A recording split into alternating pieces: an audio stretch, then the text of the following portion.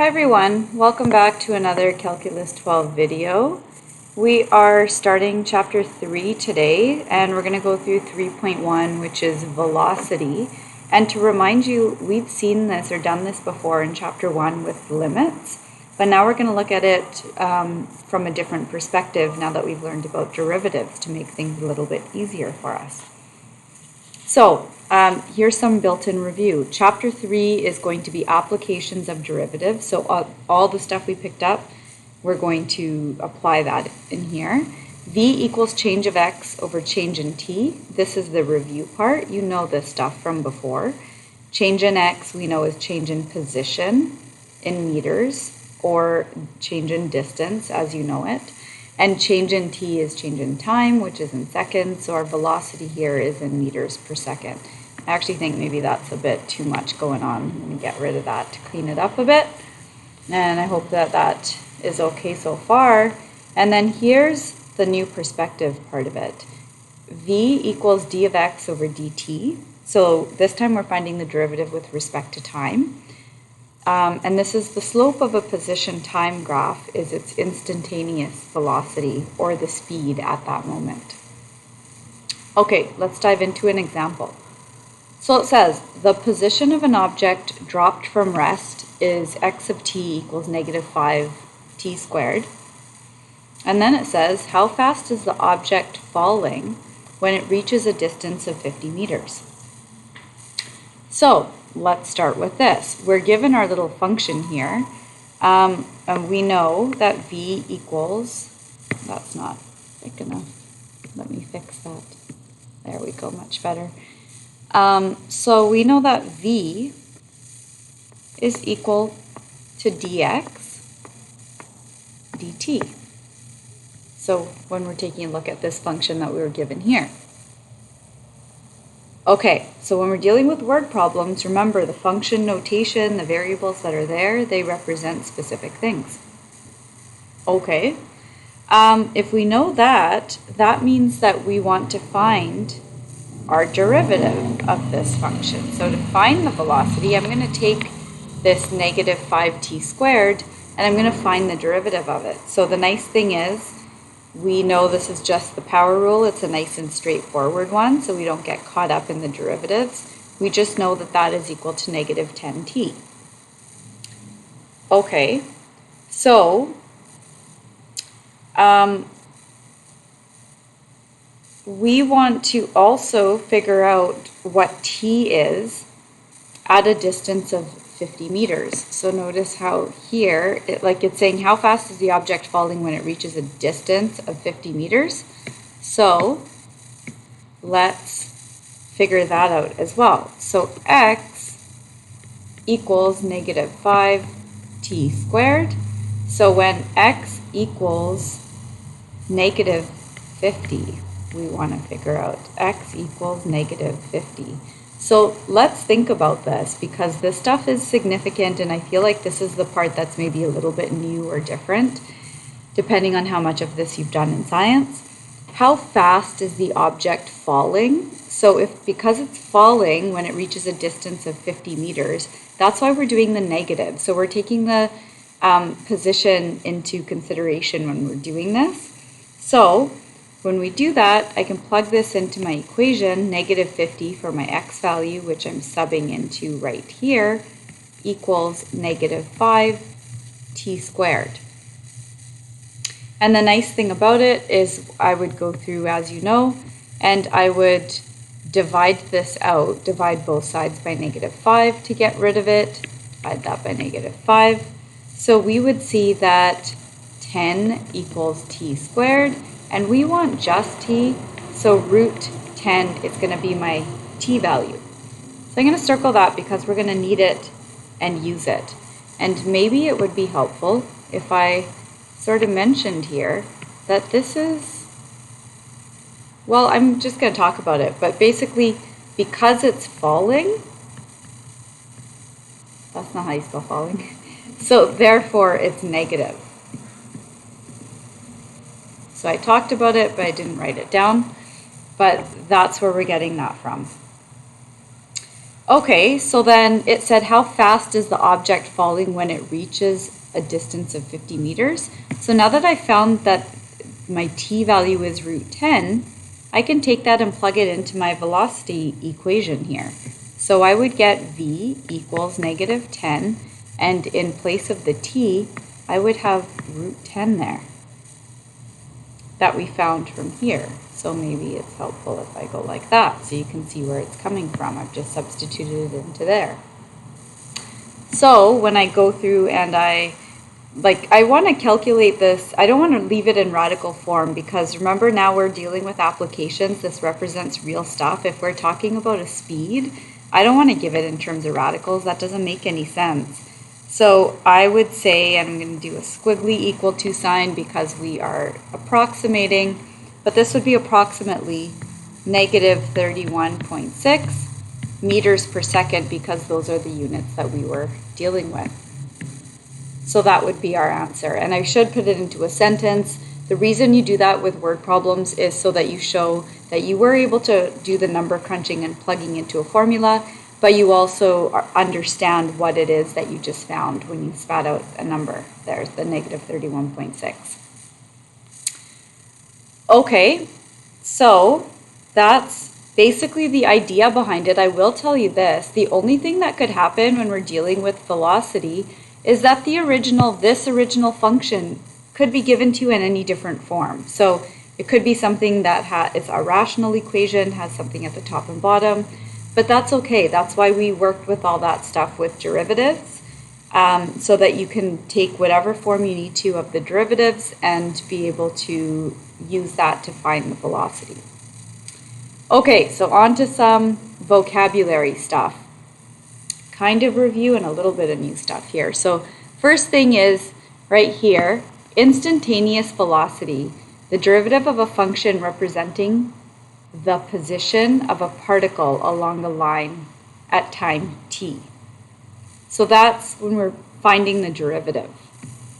Instantaneous acceleration is the derivative of the velocity. So to put this into perspective, you first found the derivative of this one, and then you find the second derivative in order to get to acceleration. So it's the second derivative of the position of a particle along a line at time t.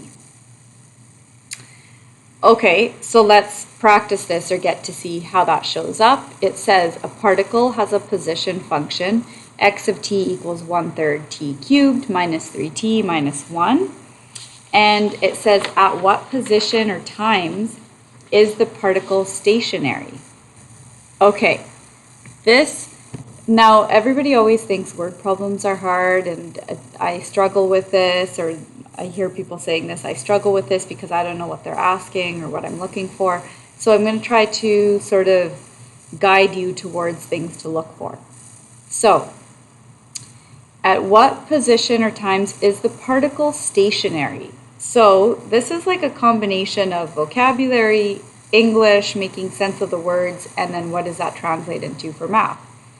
So when something is stationary, basically we're saying it's not moving. So we know the velocity at that time would be equal to 0.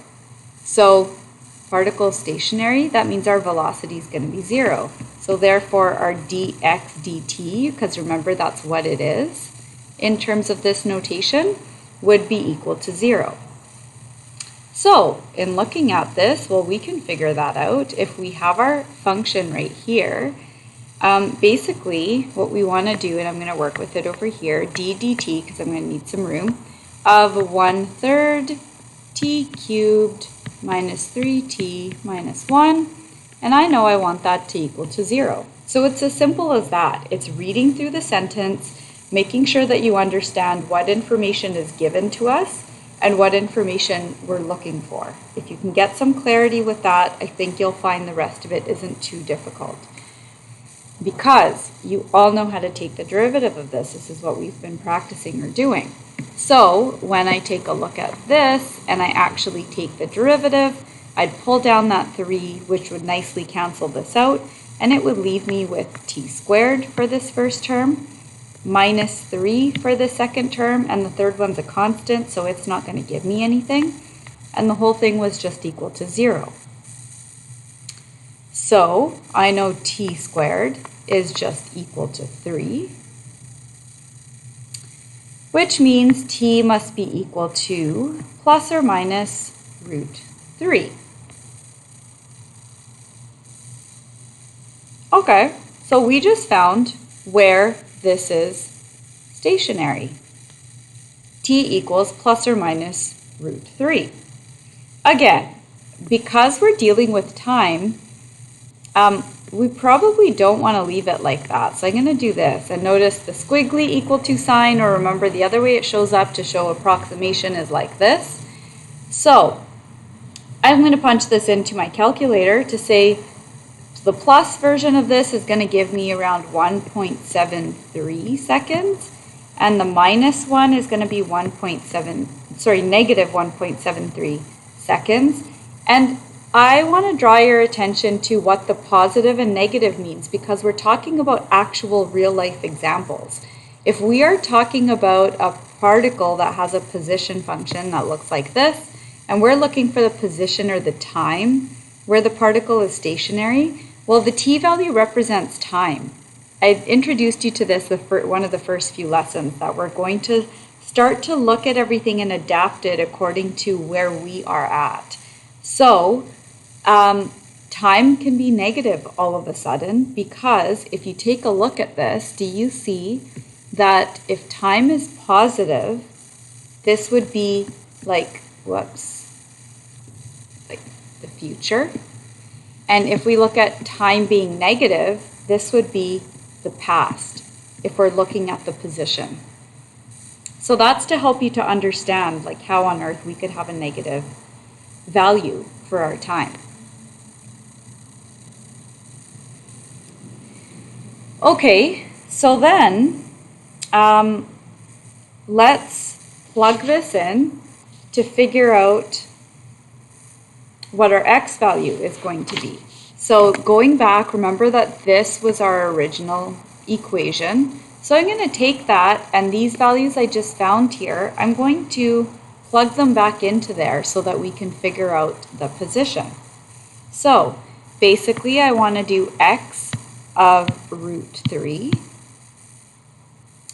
equals 1 over 3 root 3 cubed minus 3 root 3 minus 1. So if you want to know where I'm getting that I'm getting from my original equation that I've drawn like 50 stars beside right now. Maybe I'll show you like this. Our original function that was given to us, I've simply taken the root 3 that we calculated here, and I've just simply plugged it into here. And I didn't put the brackets there, but they're not necessary, but maybe for consistency's sake I should. And so when I do that, I get approximately negative 4.46 meters. And I have to do the same thing here with the negative root 3 because of the fact that I found both of these, or both of these, but let me explain. I'm choosing to use the radical in my equations because do you see that using a radical is more accurate, because over here when I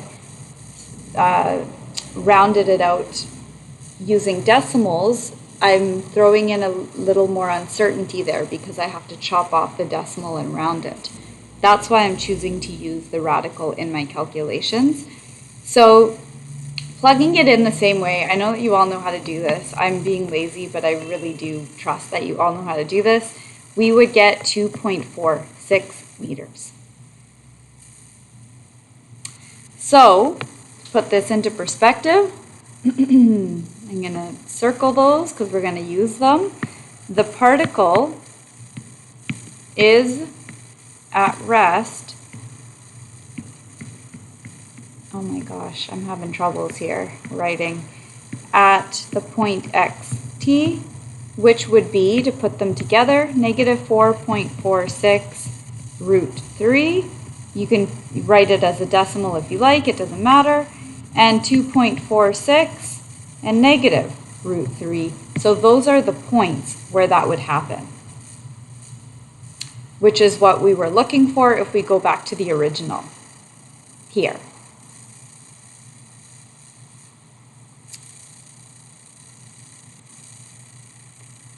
Okay, so what I want you to work on is page 124, numbers 1 to 9. I'm saying all for people who are face-to-face, but if you're doing this online, I'm going to say you can do every other question as long as you've gotten the hang of it. And I will post a short video to go along with this where I'll just show you a graph, like the graphical representation of this stuff, but I'll keep it separate from this because I realize this will probably be too much otherwise.